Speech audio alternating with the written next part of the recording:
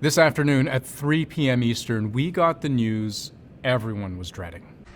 In consultation with experts from within the Unified Command, the debris is consistent with the catastrophic loss of the pressure chamber. Upon this determination, we immediately notified the families.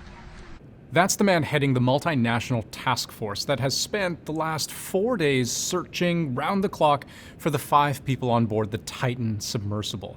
They've used planes, ships, a submarine, subsea robots, even remote-operated vehicles capable of descending all the way to the ocean floor, to the wreck of the Titanic itself, where the Titan was headed.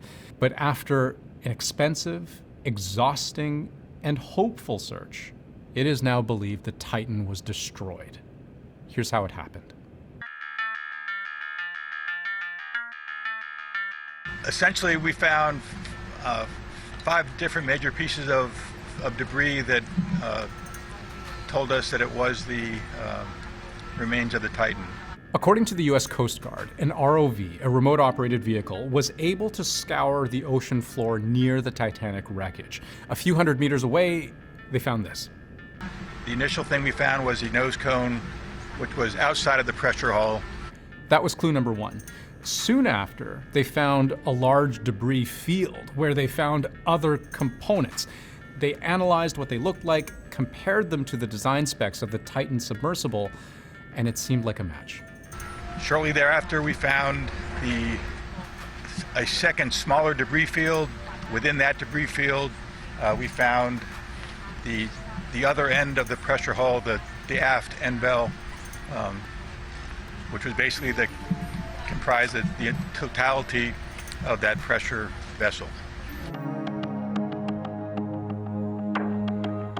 It was all consistent with the components used to build the Titan, but they also think the debris tells them something about how the Titan went down. Not a slow, steady leak, but rather a violent, sudden change in pressure.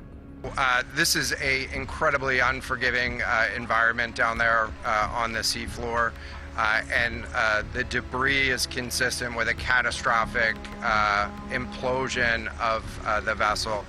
A catastrophic implosion is what can happen when you are subjected to the incredible pressure of being so deep underwater. You know, the Titan wreckage is about 13,000 feet below sea level. When you're that far down, the forces acting on the hull of the ship, many thousands of pounds per square inch. You know, I've heard it compared to having the equivalent of an Empire State Building crushing you from all sides. We've taken a regular styrofoam coffee cup, and that's then strapped to the outside of the submersible in a net bag. And when we eventually come up topside and recovered, the actual same coffee cup is basically a that size. The big question right now is how such a catastrophic implosion could have happened. You know, it was an experimental sub. That was literally written on the death waiver passengers have to sign to be allowed on board. And a lot has been said about the cavalier attitude that the company's CEO had when it came to safety, innovation, and pushing the envelope with, new materials never before used in a sub of this kind. But we also learned something from this afternoon's news conference that tells us about the timing of the implosion. You'll recall the Titan lost contact with its mothership on the surface partway through its descent. This was on Sunday morning. They should have returned by the afternoon, but didn't. And it was only that evening the Coast Guard was alerted. Then it was roughly another day until a Canadian plane would arrive, dropping sonar buoys into the water. You can think of those like underwater microphones. It gave search teams listening capability. So here's the thing. There's this period between Sunday and Monday where nobody had any clue what was going on down there. And the suggestion seems to be, from the Coast Guard, that's when the implosion likely happened. This was a catastrophic implosion of the vessel, which would have generated a significant broadband sound down there that the sonar buoys would have picked up. they would have heard the implosion if it had happened while their sonar buoys were deployed, but they heard nothing. I mention this because it tells us something about what the crew's final moments might have been like. You see, the great fear here was that death would have been slow and unbearable. Imagine, you're trapped all alone in a 22-foot hunk of carbon fiber. It's cold because sunlight can't penetrate the water.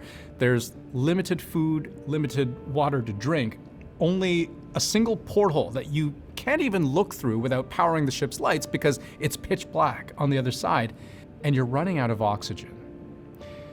Perhaps a silver lining in all of this is that in the case of a violent implosion, death would have been instantaneous.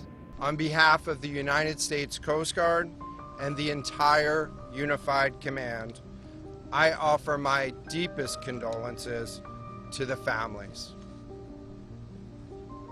I can only imagine what this has been like for them, and I hope that this discovery provides some solace during this difficult time.